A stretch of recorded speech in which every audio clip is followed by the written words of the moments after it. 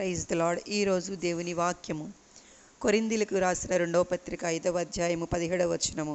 కాగా ఎవడైనను క్రీస్తు యేసునందున్న యెడల వాడు నూతన సృష్టి, పాతవి గతించెను, ఇదిగో క్రొత్తవాయెను. సమస్తమును దేవుని వలనైనవి. ఆమేన్. హల్లెలూయా.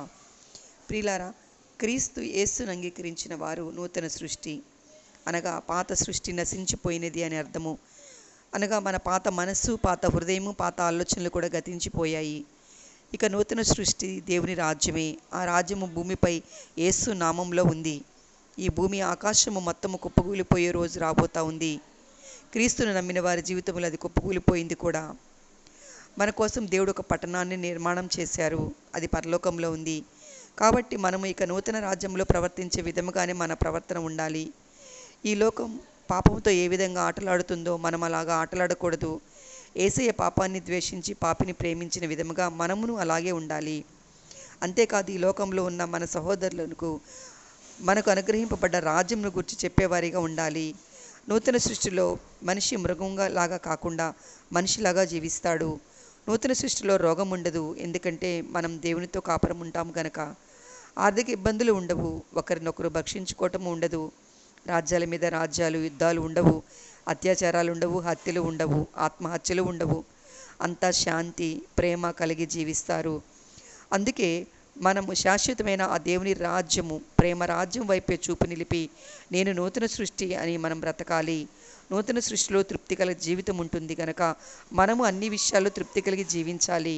నూతన సృష్టిలో చేరిన వారు బాప్తిస్మిచ్చి యోహాన్ని అడుగుతారు, మేము ఇక నుండి ఎలా జీవించాలి అని.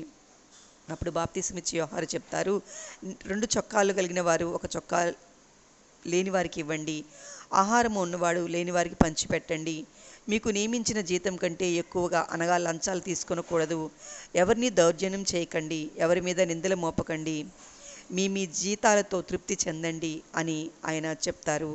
ప్రియులారా, నూతన రాజ్యంలో ఉండే విధానం మన బ్రతుకు ఉండాలి. బంగారము, బట్టలు, ఇళ్ళు, వాకిళ్ళు, స్థలాలు, పొలాలు వీటిపైనే ధ్యాస ఉంటే నూతన సృష్టికి చేరలేరు. పాత సృష్టిలోనే నశించిపోవలసి వస్తుంది. కనుక సమస్తమును మన కొరకే యేసయ్య ఏర్పాటు చేసి ఉంచారు.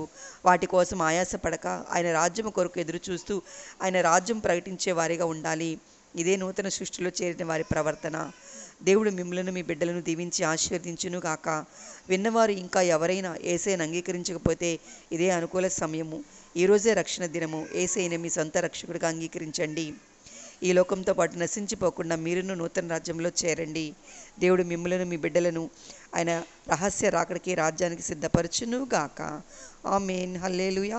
దేవుని సువార్త సేవలో మీ సహోదరి క్రీస్తు Kalyani. God bless you all.